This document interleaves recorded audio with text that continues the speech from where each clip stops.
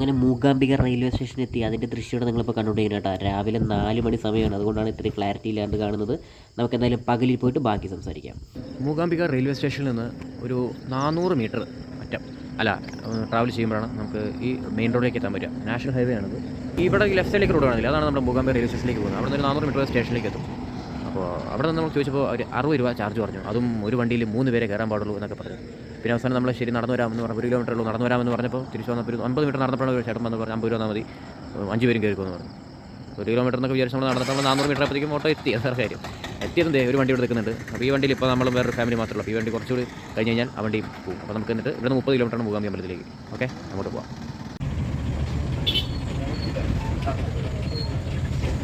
Starting വിളിച്ചു വേണ്ടി guys. ഒരാൾക്ക് 43 രൂപ.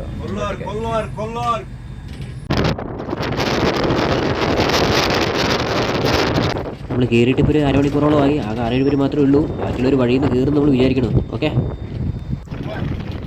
ഇതാണ് നമ്മുടെ മൂകാംബികയുടെ എൻട്രിയാണ് നമ്മൾ ഈ കാണുന്നത് കേട്ടോ. മസ്തിഘട്ട് വനദുർഗ ആ ടെമ്പിളിൻ്റെ എൻട്രിയാണ്. ഇത് കഴിഞ്ഞ് 3 കിലോമീറ്ററാണ് മൂകാംബിക അമ്പലത്തിലേക്ക്. നമ്മളങ്ങനെ മൂകാംബികയുടെ ബസ് സ്റ്റേഷൻ എത്തി ഗൈസ്. നമ്മൾ മറ്റേ സിനിമയിലൊക്കെ കാണുന്ന അതേ ബസ് സ്റ്റോപ്പാണ് കേട്ടോ. ഏത് ബസ് സിനിമ?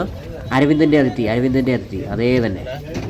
റാസാത്തി എന്നെ വിട്ട് പോകാതെ.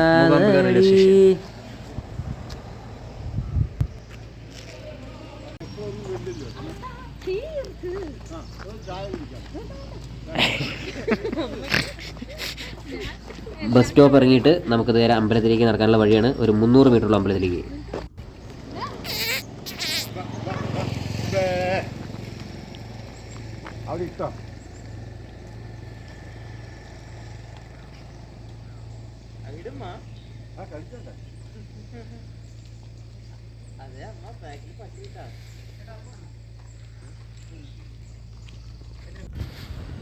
ബസ് സ്റ്റോപ്പിൽ നിന്ന് 300 മീറ്റർ അല്ല, ഒരു 1 കിലോമീറ്ററോളം ഉണ്ട് നമ്മുടെ അമ്പലത്തിലേക്ക്. ഓക്കെ, അപ്പോൾ തൊട്ട് ലെഫ്റ്റ് സൈഡിൽ കൂടി തന്നെയാണ് നമുക്ക് നമ്മുടെ സൗവർണിക അമ്പലത്തിലേക്ക് പോകാനുള്ളൊരു റോഡും കാണുന്നത്. ചെറിയൊരു അമ്പലം. അപ്പോൾ നമുക്ക് അമ്പലത്തിൽ പോവാം. നമ്മളിപ്പോൾ അമ്പലത്തിൻ്റെ ഗേറ്റ് എൻട്രൻസ് എത്തി. ഓക്കെ, ഇതാണ് എൻട്രൻസ് കേട്ടോ. ഈ ഫ്രണ്ടിൽ പോകുന്ന ചേട്ടൻ കണ്ടു ചോപ്പ് മേള ഡ്രസ്സ് ഇട്ട്. പുള്ളിക്കാരൻ്റെ പേര് രാജേഷ്. അപ്പോൾ ആൾ നമ്മുടെ ബസ് സ്റ്റോപ്പിൽ തന്നെ 300 രൂപയ്ക്ക് റൂം വരാമെന്നൊക്കെ പറഞ്ഞ് ആൾ വിളിച്ചുകൊണ്ട് വന്നിട്ടുണ്ടായിരുന്നു. അപ്പോൾ നമുക്കൊരു സംശയമുണ്ട്, 300 രൂപയ്ക്ക് റൂമാണ്. അവിടെ പിന്നെ നോക്കി നോക്കാം. അല്ല, ഇവിടെ എല്ലാം മലയാളത്തിൽ തന്നെ കേട്ടോ. മലയാളി കസ്റ്റമേഴ്സ് തന്നെയാണ് കൂടുതലായിട്ട് അമ്പലത്തിലേക്ക് വരുന്നത്. ഓക്കെ, എല്ലാത്തിലും കന്നഡയ്ക്ക് മുമ്പ് തന്നെ നമ്മുടെ മലയാളം കണ്ടല്ല പുട്ടിൻ്റെയൊക്കെ ഫോട്ടോ ഉണ്ട്. അപ്പോൾ വർക്കിംഗ് ഡേയ്സ് ആയതുകൊണ്ടാണ് തിരക്ക് കുറവ്. ഞായറാഴ്ചയൊക്കെ ആയിരുന്നെങ്കിൽ ഇത് മുഴുവൻ ആൾക്കാർ നിറഞ്ഞ് കവിഞ്ഞ് നിൽക്കുന്നുണ്ടാവും. അപ്പോൾ നമുക്ക് എന്തായാലും നമ്മുടെ റൂമിലേക്ക് പോകാം. നമ്മുടെ അമ്പലത്തിൽ നിന്ന് നേരെ ഒരു 200 മീറ്റർ. അപ്പോൾ നമ്മൾ റൂമിലൊക്കെ പോയി ഫ്രഷായി അമ്പലത്തിൻ്റെ ആദ്യ ദർശനത്തിന് വന്നിട്ടുണ്ട്. ഇതാണ് അമ്പലത്തിൻ്റെ എൻട്രൻസ് കേട്ടോ. അമ്പലത്തിൻ്റെ ഒരു പന്തലൊക്കെ ഇട്ടിട്ടുണ്ട്, ചെറിയൊരു പന്തൽ. ഓക്കെ, ഇതാണ് അമ്പലത്തിൻ്റെ എൻട്രൻസ്. നമ്മളിപ്പോൾ അമ്പലത്തിൻ്റെ ഫ്രണ്ടിൽ നിൽക്കട്ടാ. ഇവർ എന്താണെന്ന് വെച്ചാൽ ഇവിടെ മറ്റേ ആൾ വന്നു. ആരാന്നറിയോ? KGF director Prashanth Neel. നമുക്ക് ആദ്യം കണ്ടപ്പോൾ മനസ്സിലായില്ല. നമ്മൾ കയറുന്നതിന് തൊട്ട് മുമ്പിൽ തന്നെയായിരുന്നു ആളും. ആളൊരു 10-15 മിനിറ്റോളം ആൾ വെച്ച് പൂജാരി എന്തൊക്കെയോ സംസാരിച്ചിരുന്നു. വിചാരിച്ചു ഏതൊരു VIP ആണെന്ന് വിചാരിച്ചു.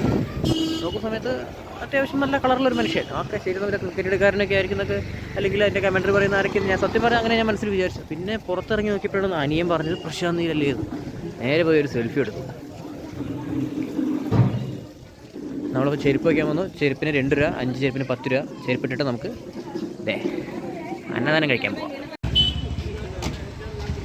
പുട്ട് കടലക്കറി 45 രൂപ എന്നൊക്കെ ഇത് മലയാളത്തിൽ എഴുതി വെച്ചിട്ടുണ്ട് കേട്ടോ.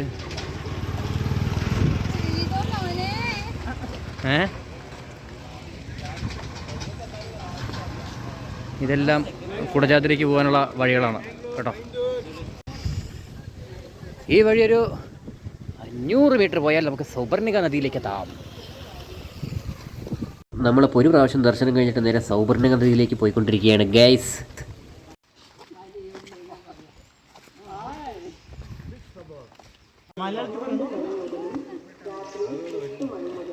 ഇതാണ് സൗവർണിക നദി.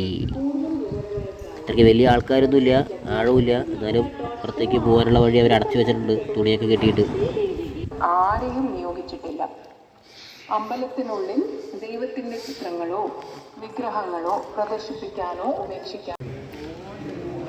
എല്ലാ ദിവസവും ഇവിടെ 12 മണി മുതൽ വിഭവസമൃദ്ധമായ അന്നദാനം ഉണ്ടായിരിക്കും കേട്ടോ. കണ്ടില്ലേ, മൂകാംബിക അന്നപ്രസാദ ഇവിടെയുണ്ട്, ഇപ്പോഴും ഉണ്ട്, രാത്രിയുണ്ട്. അപ്പോൾ നമ്മൾ വീണ്ടും ചെരുപ്പാടെ കൊണ്ട് വെച്ചിട്ട് വന്നു.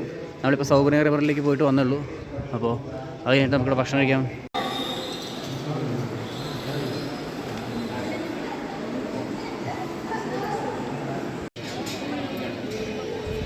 ഇത് നമ്മൾ രാത്രി അമ്പലത്തിനുള്ളിൽ കാണുന്ന കാഴ്ചയാണ്. നല്ല തിരക്കുണ്ട്. നമ്മൾ പകൽ കാണുന്ന പോലെയല്ല, തിരക്ക് കുറവ് തന്നെയല്ല. വൈകുന്നേരം മറ്റേ അമ്പലത്തിൽ നട ചുറ്റും പ്രദക്ഷിണവും കാര്യങ്ങളൊക്കെ ചെയ്യാനായിട്ട് ഇഷ്ടംപോലെ ആൾക്കാർ വന്നിട്ടുണ്ട്. ഇവിടെ ഒരു തേര് വലിക്കുന്നൊരു കാഴ്ചയൊക്കെ ഉണ്ട്. രാത്രി ആവുന്ന സമയത്ത് ഒരു തേരിൻ്റെ ഒരു വലിക്കലൊക്കെ ഉണ്ട്. അത് കാണാനാണ്.